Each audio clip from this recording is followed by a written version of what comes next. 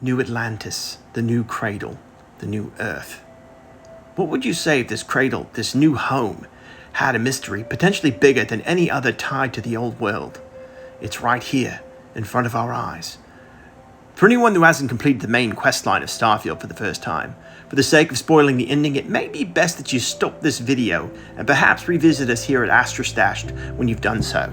To speak to the concept of New Atlantis as being built in mysteries, you must first understand its founding, but I suppose we should probably know what made me start questioning the city to begin with. For those that have completed it, you're aware of that lengthy quest to find the lair of the Pilgrim. The Pilgrim's story is special, and the heartbeat of the mission statement of Constellation. The Pilgrim is none other than the progenitor of multiple religions and tales of the early history of the settled systems, going back as far as before Earth's destruction years ago. Through gathering details from the Sanctum Universum's keeper Aquilus, the House of Enlightenment, and a lone Veyroon zealot recently imprisoned in New Atlantis, they all give you clues that lead you to Indum, the site of this ancient figure, the Pilgrim's former home. Here, you gather various diary entries conveniently scattered throughout the encampment home, conveniently free of dust despite the environment. Each diary documents the Pilgrim's emotional journey from an uncaring Starborn to learning to care once more for humanity's struggle and perseverance. Gathering these clues, we're able to answer a sequence of questions and allowed to access to the direct coordinates of Hyla 2 and the Scorpion's tail. These are the definitions of fetch quests in mystery books. My point to this is it's a bit too easy. A bit too on the nose.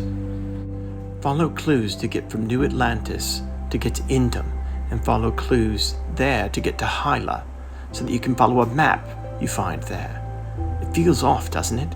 Like this journey was partially luck, through those books conveniently left out without dust on them from the environment. Odd, isn't it? Like a fair few, my first time through Unity, I failed to pay close attention to this, and did not notice it until many walks through later. The treasure trove of information in Pilgrim's Rest is astounding. Here you learn so much more about simply the Pilgrim rediscovering his humanity, but also the Starborn have been around for a very, very long time. There are artistry depictions there that make me question how old the Pilgrim actually is, based upon the research along his walls. There were depictions of tribal humans, 17th century swordsmen or musketeers, Victorian-era men and ladies, as well as ultra-modern Starborn armor and ships. I digress. Feel like I'm getting ahead of myself. Let's go back a bit. It started one day when I was on New Atlantis, and was walking past a doorway, and another doorway, and yet another doorway, each one having a familiar shape to it, each of them resembling the symbol for pi, which is the geometric symbol meant to calculate the circumference of a circle. Then I began thinking about the armillary, its connection to the unity, and the infinity of the formula pi going on endlessly. The formula calculates the center of any circle and contains nearly any and every number combination you can think of.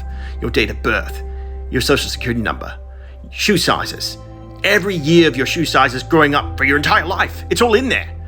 Everything. It's an endless calculation of numeric combinations. That's when I began questioning, who was the civil engineer for the city of New Atlantis? Why this fascination with this geometric symbol? It leads us to the Pilgrim and their writings.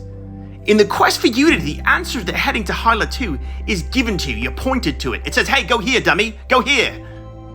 This had me looking at the alignment of the pi symbols all over the map of New Atlantis. And I then began an algorithmic analysis based on multiple systems in the game. And that's when the analysis of the Hyla system overlaid with the pi symbols and massed in the center gave the physical city of New Atlantis aligning symmetrically with the Hyla system. The city of New Atlantis is a physical map! Civic engineering is not typically completed by one person. Many are involved in the process, but an architect can often be a single person, usually with some assistance. And that subject could possibly have been none other than our Pilgrim, though we don't know for sure. In his early writings, he speaks about the inevitability of others finding him and desiring to help him. He has to be someone from New Atlantis' early history, possibly. Maybe mentioned, maybe not. That direct and obvious answer for me is the Pilgrim, I feel, but I can't prove it.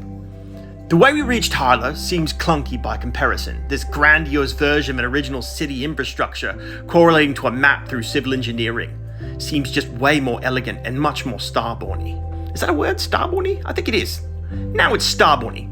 The Pilgrim didn't seem to want the unity to be found by those that were unworthy, but rather very clever, trusting that experiencing the universe would be the key to their enlightenment. In his writings, we learn of a secret society that were either Starborn worshippers, or Illuminati type of Starborn-based society. Whether they are true Starborn or go by a different name, we cannot be sure.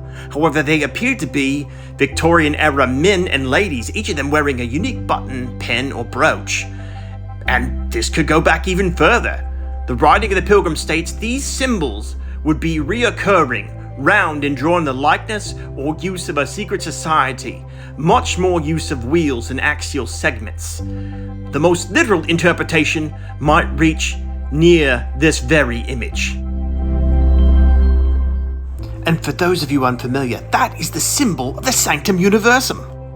Then, going further back, there is an image of a 17th century swordsman or musketeer wearing a tunic of the Starborn. Further back still, a primitive or seemingly ancient race of people, with the symbol of the Starborn carved into a shield and painted onto a tattoo on his body. More questions arise from this in the sense of who were these ancient societies? How far back into Earth's history do they go? When we find the temples across the universe, they are ancient, so much more than a few thousand years. It makes me wonder if humans were seeded by this group and if Earth is our original home. Are the stories of our ancient gods and heroes that of Starborn? This also raised some other interesting questions for me. Seemingly, how many other secret societies were there, and how many knew about one another? As you can recall, several wealthy families of the Earth pooled their collective wealth to build an ark, the USS Constant, which left Earth in 2140, years before the magnetospheric collapse of Earth. It began a 190-year trek to Parima system, a very long time to go through dead space without communications. Like many others, I find it extremely ironic the grav drive technology was invented a mere 2 years before the departure of the Constant, and the city of New Atlantis would be founded in 2160. This is where the doubt in each society's knowledge of one another comes to fruition, as well as the fact that they were aiming for Parima instead of Alpha Centauri. Despite my meandering, we still have this mystery of New Atlantis, and the city's original architectural design pointing us to a destination, rather than a simple diary entry saying, "Go here, dummy, go here." Is it perhaps the Starborn of New Atlantis were leaving a map to Hyla for those coming in from the Constant? Or to another group of people or persons? Perhaps you, our intrepid hero? All seems rather convenient, doesn't it?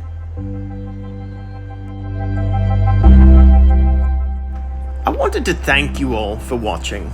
Your like and subscriptions, suppositions to this mystery are appreciated. I'm still formulating all the ends and details of this theory, but I think it holds water because of all of the correlations that come together to fruition. But let me know what you think in the comments down below, as well as hit me up on X at AstraStashed. That is, of course, where Stash hangs out. Michael will be joining him soon in Universe B at some point, but there's more to his story. I hope that all of you are at least finding it interesting, if not entertaining. Stash, if you have any words for our friends here, now would be the time that I send this over to you to continue your edits.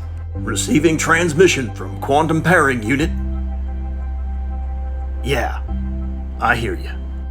What's the word, trackers? I'll catch you in the Starfield.